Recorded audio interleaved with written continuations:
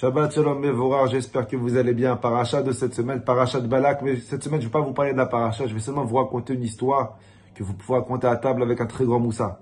J'ai amené cette semaine mes enfants jouer au jardin de l'acclimatation, ils ont voulu faire de la voiture tamponneuse. Ils ont commencé à jouer, il y avait un enfant qui les a pris pour cible et qui leur fonçait dessus à chaque fois. Une première fois, une deuxième fois, une troisième fois. Maintenant, je voyais mes enfants qui devenaient nerveux. N'oubliez pas, c'est des petits Marocains, cocotte minute. Je leur faisais des signes, c'est pas grave, on se calme, pardonne, c'est presque fini le jeu. À un moment donné, mon téléphone il a sonné. Le temps que je réponds, que je détourne mon regard, mes enfants par télépathie, ils ont décidé de se venger. Un, il a foncé devant. L'autre, il a foncé derrière. Et le troisième de côté. Les trois, ils ont massacré le petit.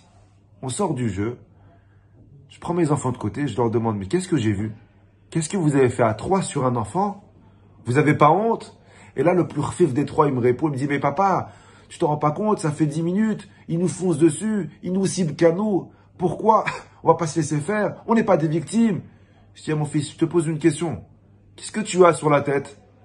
Il m'a répondu, ben j'ai des cheveux, je vous ai dit qu'il était refif. Je lui dis, non, au-dessus de tes cheveux. Il m'a dit, ben j'ai un crâne. Je lui dis, tu vas te la ramasser. Au-dessus du crâne. C'est quoi ça?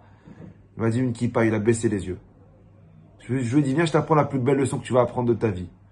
Dès que tu portes une kippa, tu représentes quelque chose de plus grand que toi.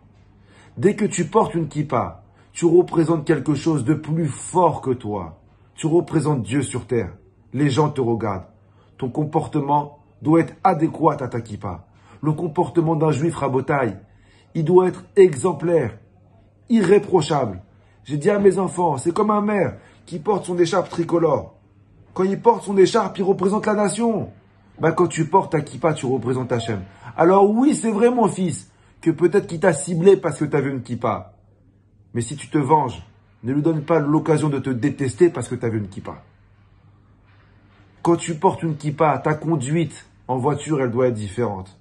Quand tu portes une kippa, ta marche dans la rue, elle doit être différente. Quand tu portes une kippa, au travail, tu dois être différent. Tu dois être exemplaire, irréprochable, ne pas voler, ne pas embrouiller. C'est fatigant d'entendre à chaque fois encore une embrouille, encore une embrouille. Rabotaille, quel chilou Hachem on est en train de faire sans s'en rendre compte. Vous savez, il y a une Gemara dans Yoma que j'ai lu ce matin qui dit comme ça. Il y a des avérotes, il y a des avérotes que si je les fais et je demande pardon à Hachem, je suis pardonné sur place. Il y a une deuxième catégorie d'avéra que si je l'ai faite, il faut et la tchouva et kippour. Il y a une troisième catégorie qu'il faut tchouva, kippour et des souffrances pour les pardonner. Mais il vient la Gemara dans Yoma de dire, il y a une avéra que ni la tchouva, ni kippour, ni les souffrances ne la pardonnent. Tu sais c'est laquelle? Chilou Hachem. Que les gens ils vont nous pointer du doigt, ils vont dire, ah c'est ça les juifs. Encore les juifs. Déjà on nous aime pas trop.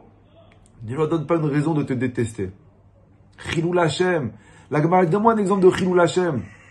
La Gemara dit un exemple tout bête. Si tu vas voir un gars, tu lui dis, écoute, donne-moi du pain, je viens te payer dans 1 heure, et t'es pas venu le payer. Maintenant, tu comptes le payer, mais tu veux le payer que le lendemain. La Gemara dit, t'as fait Chilou Hachem. Parce qu'entre temps, le monsieur, il a pensé comme quoi tu l'as volé.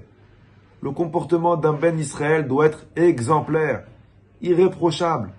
Je vais terminer avec une histoire. J'ai lu cette semaine qu'à l'époque de la Shoah, il y a un non-juif qui a sauvé 450 enfants. 450 enfants. Beaucoup plus tard, Yad Vashem, ils ont voulu le remercier. Ils l'ont invité en Israël, lui et sa famille, avec tous les enfants maintenant adultes qu'il avait sauvés. Et le monsieur, il vient pour faire son discours. Et devant le pupitre, il dit à tout le monde, mes amis, ne me remerciez pas à moi. Si vous êtes en vie aujourd'hui, c'est grâce à un juif qui s'appelle Moïshele. Grâce à Moshe, vous êtes en vie. Là, je lui ai demandé pourquoi, mais c'est toi qui nous as sauvé la vie, c'est pas le juif. Alors il dit, venez, je vous raconte. Quand j'étais petit, j'étais à côté d'un fleuve, j'ai glissé, je suis tombé dans l'eau. Je savais pas nager, j'allais mourir. Il y avait un juif qui passait du nom de Moshe. Il n'a pas hésité, il n'a pas réfléchi. Il a plongé dans l'eau, il a mis sa vie en danger, il m'a sauvé. Il m'a ramené chez lui, il m'a donné des nouveaux vêtements. Il m'a donné à boire, il m'a donné à manger. Je lui ai dit, mais comment tu t'appelles? J'ai cru que c'était un ange. Il avait une belle barbe blanche. Il m'a dit, je m'appelle Moshe. Et il a disparu. Il a dit, quand j'ai appris comme quoi les Allemands, ils persécutaient les Juifs, qui voulaient tuer les enfants, je me suis dit, mais si moi j'ai été sauvé par un Juif, comment je peux laisser ces enfants mourir? Alors j'ai pris sur moi de sauver 450 enfants. Et si aujourd'hui vous devez votre vie, c'est pas grâce à moi. C'est grâce L'action que Moshe il a fait, qu'il n'a pas hésité à me sauver. Vous savez, de cette histoire, j'ai appris. L'action que tu vas avoir aujourd'hui vis-à-vis des gens qui t'entourent va influencer le futur de nos enfants, va influencer le futur de tes enfants. Ne crée pas le prochain monstre par rapport à ton comportement. Au contraire, fais-leur montrer que Am Israël, c'est un peuple avec du savoir-vivre, un peuple de bonté. On n'est que ça, mais fais-le montrer. Brille à l'extérieur, afin que Akadosh Baruch Hu, il puisse plus tard faire des nissim avec nous. Chilou Lachem, évitez un maximum. Brachavat, tzlacha, vous et toute votre famille, la semaine prochaine.